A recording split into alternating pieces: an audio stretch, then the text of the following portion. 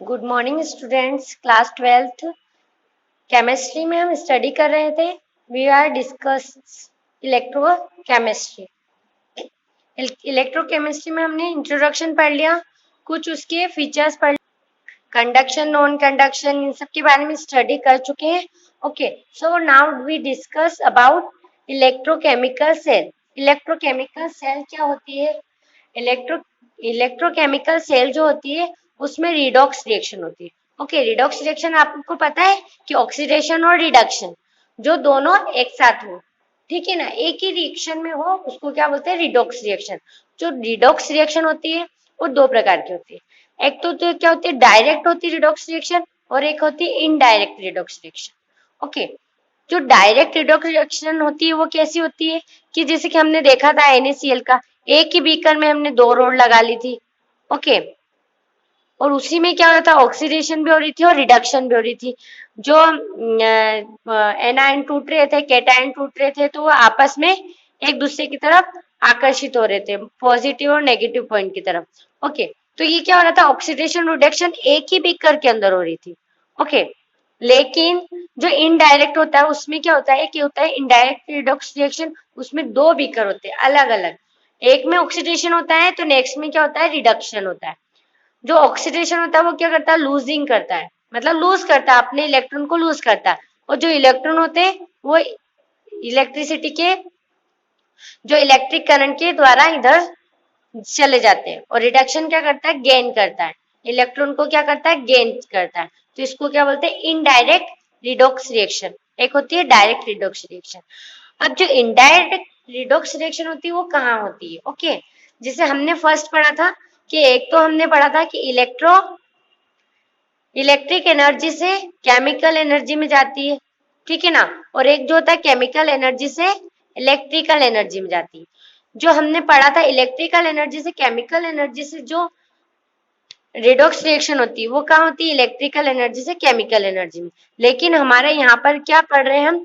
Chemical energy से electrical energy, तो वो काय में आएगी? इनडायरेक्ट इसमें आएगी, इलेक्ट्रिकल से केमिकल। तो हम यहाँ पे थोड़ा सा देख सकते हैं, it is a electrochemical cell. Galvanic cell का भी आ जाए कि गैल्वेनिक सेल क्या होती है या इलेक्ट्रोकेमिकल सेल क्या होती है, तो दोनों में ही हम क्या लिखेंगे कि गैल्वेनिक सेल मीन्स भी क्या होता है? Electrochemical cell. ओके, इसी को हम क्या बोलते हैं? इलेक्ट्रोकेमिकल सेल बोलते हैं। It is a device which convert chemical energy into electrical energy. Chemical से इलेक्ट्रिकल एनर्जी में चेंज हो रहा है। The working of this cell based on redox reaction. Redox reaction पे डिपेंड होती है। Oxidation and reduction half reaction indirectly takes place. जो हम मैंने अभी आपको एक्सप्लेन करा ये इनडायरेक्टली होता है। Okay, two separate containers. Such type of cell first of all are manufactured by Luigi Galvani. अब जो साइंटिस्ट का नाम था क्या? वो ल्यूगी गैल्वेनी। तो गैल्वेनी उनका नाम था, तो इसलिए उन्होंने इस सेल का क्या नाम रख दिया? गैल्वेनिक सेल कह दिया। ओके, अब आप डायग्राम देख सकते हो, आपको टू कंटेनर दिख रहे हैं, टू इलेक्ट्रिकल सेल दिख रही है, तो दो सेल दे रखी है आपको। अब इसके अंदर हमने जो सॉल्यूशन दिख रहा है आपको, इसमें हमने क्या भरा? Zinc sulphate. ओके, और इधर वाले में क्या भर दिया? Copper sulphate.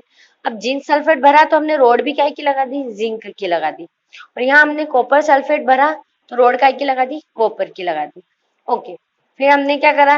यहाँ पे गैल्वेनोमीटर लगाया। कौन सा मीटर? यहाँ पर गैल्वेनोमीटर लगाया, पॉजिटिव नेगेटिव चार्ज, और दोनों को कनेक्ट कर दिया। ये क्या हो गया? एनोड हो गया, और ये क्या हो गया? कैथोड हो गया। ओके, अब यहाँ पर एक बात आती है, ये क्या चीज है? ये होता है salt bridge. Salt bridge. Okay, ये क्या होता है? एक ट्यूब के जैसे होता है। ओके, जो ट्यूब जैसा होता है वो दोनों तरफ, दोनों सॉल्यूशन के अंदर क्या रहता है? डिप्ड रहता है, अंदर पानी में डूबा हुआ। आपको दिख रहा है सॉल्यूशन में डिप्ड है। ओके, तो ये दोनों में क्या रहता है? डिप्ड रहता है। और अब इसका वर्क क्या होगा ये हम यहाँ पर देखेंगे कि कैसे वर्क करेगा। ओके, अब क्या होगा कि यहाँ पर जो, अब हमने देखा था रिएक्टिविटी देखी थी हमने मेटल और नॉन मेटल की, 10th क्लास में आप स्टडी कर चुके हो। ओके, रिएक्टिविटी कैसी होती है, जो ऊपर के मेटल रहते हैं वो क्या होता है, ज्यादा रिएक्टिव होते हैं और नीचे वाले कम रिएक्टिव होते हैं। तो क्या होता है, जिंक क्या होता है, मोर रिएक्टिव होता है एज कम्पेयर टू कॉपर। तो ये ज्यादा रिएक्टिव होगा। अब देखो यहाँ पे क्या होगा, ऑक्सीडेशन होगा। कैसे होगा, जिंक के 2 आयन यहाँ पे टूटेंगे और कहाँ पे आ जाएंगे, बाहर। दिख रहा है आपको। और जो 2 इलेक्ट्रॉन होंगे वो कहाँ मूव कर रहे हैं, इस साइड से इस साइड मूव करेंगे। और इलेक्ट्रिसिटी तो यहाँ पास हो ही रही है, इलेक्ट्रिक करंट पास हो ही रहा है। तो ये क्या हो रहा है, यहाँ से मूव हो रहे हैं और मूव होके कहाँ जा रहे हैं, कॉपर पे जाके यहाँ पे चिपक जाएंगे। ठीक है ना। तो फर्स्ट पॉइंट क्या हो जाएगा, with time zinc loses weight. With time क्या होगा, जिंक लूजेस वेट। अपना वेट क्या करता जा रहा है, जिंक कंटिन्यूअसली क्या होगा, टूटता जाएगा। और ये टूटता जा रहा है, दिख रहा है आपको, ये पतला हो गया नीचे से। तो क्यों हो रहा है, क्योंकि अपने आयंस तोड़ रहा है। तो जो आयंस टूट रहे हैं, इलेक्ट्रॉन टूट रहे हैं, वो कहाँ जा रहे हैं, कॉपर के पास। तो कॉपर क्या होगा, गेन कर लेगा। गेन मतलब अपने पास रख लेगा। तो ये क्या हो जाएगा, इसको गेन करेगा और ये क्या करेगा, लूज करेगा। तो यहाँ क्या हो रहा है, ऑक्सीडेशन हो रहा है। दिख रहा है आपको, जिंक 2+ में टूट रहा है और 2 इलेक्ट्रॉन इधर चल रहा है। तो यहाँ क्या हो रहा है, रिडक्शन हो रहा है। जो कॉपर के 2+ आयन है इसके अंदर से, वो क्या कर रहा है, जो 2 इलेक्ट्रॉन आ रहे हैं उनको अपने पास चिपका ले रहा है। ठीक है, तो कॉपर बन जा रहा है हमारा। अब सोल्ट ब्रिज का क्या वर्क है, सोल्ट ब्रिज का ये वर्क है कि सोल्ट ब्रिज में क्या होता है, मैं आपको बताती हूँ सोल्ट ब्रिज का क्या वर्क है। फर्स्ट तो क्या है, सोल्ट ब्रिज क्या करता है, जो सॉल्ट ब्रिज होता है उसका, उसके 2 मेन फंक्शन होते हैं। ओके, 2 मेन फंक्शन होते हैं। फर्स्ट तो मेन फंक्शन होता है वो क्या करता है, कि क्या करता है, complete the circuit, thus help in flow of electricity by allowing the movement of ions। क्या करता है, सर्किट को क्या करता है, कंप्लीट करता है। Okay, complete the circuit. Okay, allowing the movement of ions. Ions का मूवमेंट मीन्स, देखो इस सर्किट को कंप्लीट करा और आयंस का मूवमेंट होएगा इसके अंदर। फर्स्ट तो ये हो गया। सेकेंड पॉइंट, सेकेंड फीचर क्या है, मेंटेनिंग न्यूट्रिलिटी। अब मेंटेनिंग न्यूट्रिलिटी क्या होती है, सेकेंड पॉइंट क्या है, मेंटेनिंग न्यूट्रिलिटी। अब मेंटेनिंग न्यूट्रिलिटी से मतलब ये क्या है, क्या होता है कि जैसे कि यहाँ पे हमारा क्या हो रहा है, ऑक्सीडेशन हो रहा है, यहाँ आयंस बन रहे हैं, इलेक्ट्रोलाइट कहाँ जा रहे हैं, कैथोड की तरफ जा रहे हैं, हमारे इलेक्ट्रॉन्स कंटिन्यू बन बन के यहाँ पे जा रहे हैं। लेकिन एक कंडीशन ऐसा आएगी कि जिंक का ऑक्सीडेशन होना बंद हो जाएगा, आयंस में, एनायंस में फॉर्म ही नहीं होगा। ये क्या होएगा, इसका बंद हो जाएगा। अब कब तक होएगा, एक टाइम आएगा कि क्या होगा कि ये बनते बनते खत्म हो जाएंगे। तो क्या होंगे, बहुत सारा यहाँ पर से चला जाएगा। तो यहाँ पर क्या होगा, जिंक 2+ में टूटेगा ही नहीं तो इलेक्ट्रॉन बनेंगे ही नहीं। इलेक्ट्रॉन नहीं बनेगा तो करंट भी पास करने की जरूरत नहीं होगी और यहाँ तक पास भी नहीं होगा। ऐसी सेम कंडीशन, क्योंकि ये दोनों क्या हाफ सेल है, मैंने आपको यहाँ बताया था, एक की हाफ सेल है और एक की हाफ सेल। एक हाफ सेल में रिडक्शन हो रहा है, एक में ऑक्सीडेशन हो रहा है। जो इलेक्ट्रॉन यहाँ जा रहा है वो जाना ही बंद कर देंगे तो यहाँ पे क्या, रिडक्शन भी बंद हो जाएगा, करंट भी बंद हो जाएगा। और इस साइड पे क्या होएगा, इस, और जो यहाँ पर क्या होगा कि यहाँ पे भी क्या होंगे कि बहुत सारे कॉपर के ऊपर बहुत सारे इलेक्ट्रॉन चिपक जाएंगे। ओके, तो बहुत मोटा हो जाएगा। एक टाइम ऐसा आएगा कि कोई जगह ही नहीं रहेगी कि इलेक्ट्रॉन यहाँ पर मूव कर पाए और भी नेक्स्ट इलेक्ट्रॉन यहाँ पर आके चिपक पाए। एक टाइम ऐसा आ जाएगा, ठीक है ना, क्योंकि कंटिन्यूअसली ये प्रोसेस होती रहती है। तो ये एक टाइम ऐसा आ जाएगा कि कॉपर के पास जगह ही नहीं रहेगी कि इलेक्ट्रॉन को अपने पास चिपका सके। तो क्या होगी, ये प्रोसेस बंद हो जाएगी। अब सॉल्ट ब्रिज का क्या वर्क रहेगा उस टाइम, सॉल्ट ब्रिज में जो यहाँ पे केसीएल रहता है। ओके, अब जो के और केसीएल जो पूरा सॉल्यूशन वो होता है वो दो दो हिस्से में टूट जाएगा। जो क्लोरीन नेगेटिव पार्ट है वो इधर आ जाएगा, क्योंकि यहाँ पे क्या पॉजिटिव पॉजिटिव पार्ट है, जिंक 2+ भरे हुए। यहाँ पे क्या है, इलेक्ट्रॉन इलेक्ट्रॉन ही भरे हुए। तो क्या होगा, पोटेशियम तो इधर चला जाएगा और रिएक्शन कर लेगा जो नेगेटिव चार्ज आ रहा है उनके साथ में। ओके, और ये क्लोरीन माइनस इधर आके जिंक 2+ से रिएक्शन कर लेगा। तो रिएक्शन कर लेगा तो कुछ तो कम जिंक टूटेंगे। ओके, और यहाँ इलेक्ट्रॉन से रिएक्शन कर लेगा तो कुछ जगह कॉपर पे खाली होगी। तो क्या होगा, कंटिन्यूअसली रिएक्शन चलती रहेगी। इसलिए सॉल्ट ब्रिज का यूज किया जाता है। ओके, तो आपको यहाँ पे दिखा दिया है वर्किंग सेल कैसे थी। जिंक में ये एक्वस में टूटता है और ऑक्सीडेशन हो रहा है और यहाँ पे क्या हो रहा है, रिडक्शन हो रहा है। और यहाँ पे जो दोनों रिएक्शन हो रही है जिंक और कॉपर, यहाँ पे बन रहे हो जिंक और कॉपर, तो ये क्या होती है सेल रिएक्शन हो रही है। ये जिंक से यहाँ पर क्या हो रहा है ऑक्सीडेशन हो रहा है, और ये यहाँ से यहाँ पे क्या हो रहा है रिडक्शन हो रहा है। ओके, आपको यही दिया हुआ है यहाँ पर।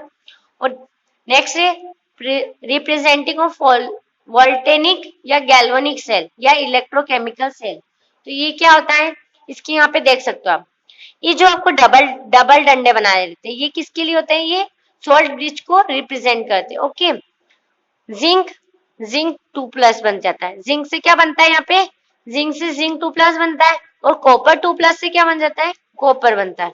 ओके, ये किससे होते हैं 1 मोल के होते हैं। तो ये क्या होती है आपकी सेल की रिएक्शन होती है टोटल। ओके, रिप्रेजेंट सेल, ये सेल को ऐसे रिप्रेजेंट करते हैं। अब सेल रिएक्शन क्या है, जिंक कॉपर 2+, फिर ऊपर में चेंज हो जाता है इसकी 2 इलेक्ट्रॉन लेकर ये, और ये क्या हो जाता है 2+ में हो जाती है, ये रिएक्शन हो गई। अब सेकेंड क्या होता है, अब सेकेंड उन्होंने बोला कि इन द केस अगर यहाँ पे जिंक और कॉपर ना लेकर, जिंक और कॉपर लिया हमने, जिंक और कॉपर ना लेके कॉपर और एजी सिल्वर, सिल्वर लेंगे। अब आप जानते हो सिल्वर क्या होता है, कॉपर से भी कम रिएक्टिव होता है, तो ये ज्यादा रिएक्टिव होगा, जैसे यहाँ पे जिंक ज्यादा रिएक्टिव था। अब ऐसे ही यहाँ पर क्या होगा, तो हाफ सेल में कहाँ क्या आ जाएगा कॉपर, और ये हाफ सेल में क्या आ जाएगा एजी, और इनका सल्फेट सॉल्यूशन आ जाएगा इनमें, और इनमें इनकी रोड लग जाएगी। ओके, और यहाँ पर भी क्या होगा करंट पास करी जाएगी और सॉल्ट बीज लगाया जाएगा। लेकिन पहले क्या हो रहा था, जिंक का ऑक्सीडेशन हो रहा था, लेकिन अब किसका होगा कॉपर का, क्योंकि कॉपर मोर रिएक्टिव होता है एज कम्पेयर टू सिल्वर। तो कॉपर का यहाँ पे क्या हो जाएगा ऑक्सीडेशन, और गेन कौन करेगा सिल्वर का हो जाएगा रिडक्शन। सो ये यहाँ पे हो जाएगी। तो इसकी सेल रिएक्शन कैसे हो जाएगी, Cu काई में टूटेगा Cu2+ में, और जो इसके इलेक्ट्रॉन होंगे वो पास होके कहाँ जाएंगे Ag पर, और Ag+ काई में चला जाएगा Ag में। तो ये इसकी क्या होगी सेल रिएक्शन, और ये 1 मोलर की, ठीक है। तो ये आपकी क्या हो गई इलेक्ट्रोकेमिकल सेल। आ जाए क्वेश्चन तो भी आपको ये बताना है, गैल्वेनिक सेल आ जाए तो भी ये बताना है, वोल्टेइक सेल आ जाए तो भी हमको ये बताना है। सो स्टूडेंट आपका ये इलेक्ट्रोकेमिकल सेल के बारे में यहाँ पर हमारी स्टडी हो गई है। ओके, नेक्स्ट वीडियो में हम नेक्स्ट टॉपिक पढ़ेंगे।